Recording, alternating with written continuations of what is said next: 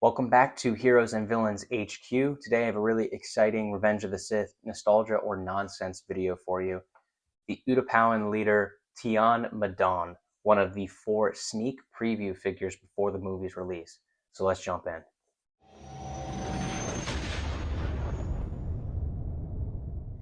So taking a look at the box of Tion Medon, this is actually a little bit different than the regular boxes. You can see at the top here, it says sneak preview. And that's because this figure was one of 4 sneak preview figures that came out before the movie was released. So General Grievous, Tion Medon, the Wookiee Warrior, and R4G9 were the 4 sneak preview figures. This is number 2 of 4, so it doesn't have a standard numbering over on this side. Here is the image of Tion Medon, quite an ugly looking guy, but I guess that's the Utapau species. So let's crack this open and take a look at the figure. Okay, the first thing I want to call out is the different checklist that is included. So obviously this came out before the 2005 release of the movie, so it has different things on this checklist. One thing I do remember is this Darth Vader helmet with voice modulator. I didn't have that as a kid, but I do remember seeing that one on shelves. And then on the back here is the collection of galactic heroes, as well as the Galactic Hero Millennium Falcon, which was a super awesome toy. And then lastly, some electronic lightsabers. So that's a cool checklist manual there that is different than the standard Revenge of the Sith one. As for the figure goes, you have 2 accessories, a really unique blaster rifle, one you don't see them use in the movie, however, is the standard Utapowan blaster rifle.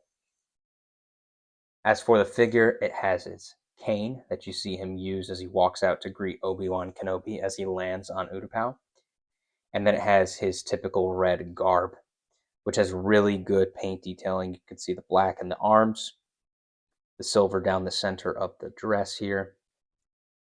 And it's just a really good sculpt all around, even this headdress piece. And then the face, like I said, ugly looking dude, but it even has the lines in the head in the sculpt, which I think is, it's critical to showing the Utapowan species, but a really good look at the figure. And I think the coolest thing about this figure, and one that you probably wouldn't notice, he does include a cane, right? Which is always really difficult with figures nowadays because people hold canes like this, right? But for the figures, you always have to place it in their hands, and then it ends up looking like this, right? And you can never get the cane to hit the ground. It almost looks like a sword. So what's really cool about this figure is the hand sculpt is actually really unique for the cane.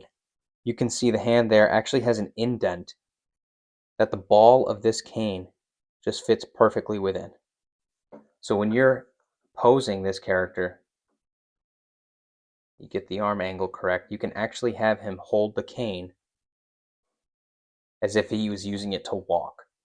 Really simple detail, but it's those small details that make these characters stand out on a shelf or make them more accurate. And it's something that Hasbro and Star Wars always nailed back in the day, back in 2005. Something I wish they would bring back for figures like Emperor Palpatine today is have that indent for the cane, but it doesn't. So I think this is a really, really cool feature that would go normally unnoticed. So what are my final thoughts on Tion Medon? This one, nostalgia, no doubt. This is a figure we haven't seen since. This is the only iteration of Tion we have. I think the feature of the cane and the ball just fitting perfectly in that unique hand sculpt is something that should not be missed. The figure itself is pretty simple. There isn't anything special in terms of the articulation. The paint detailing is good for what it is. But because this is such a really cool and unique character, as well as alien in the Star Wars universe, definitely one you have to have in your collection. So I'm going to give this one a nostalgia. If you enjoy the video, toss a thumbs up down below. Comment what you think on this series thus far, if you're enjoying it, if you'd like to see anything different. I have a bunch of Revenge of the Sith figures that I still have to review. So there's going to be plenty more in the weeks to come.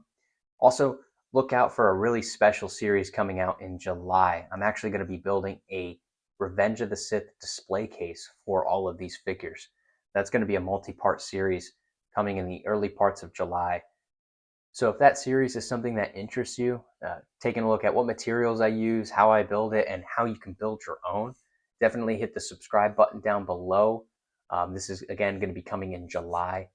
So just look out for it and take a look at my other content while you're here. And with that said, I will catch you in the next one. Thanks.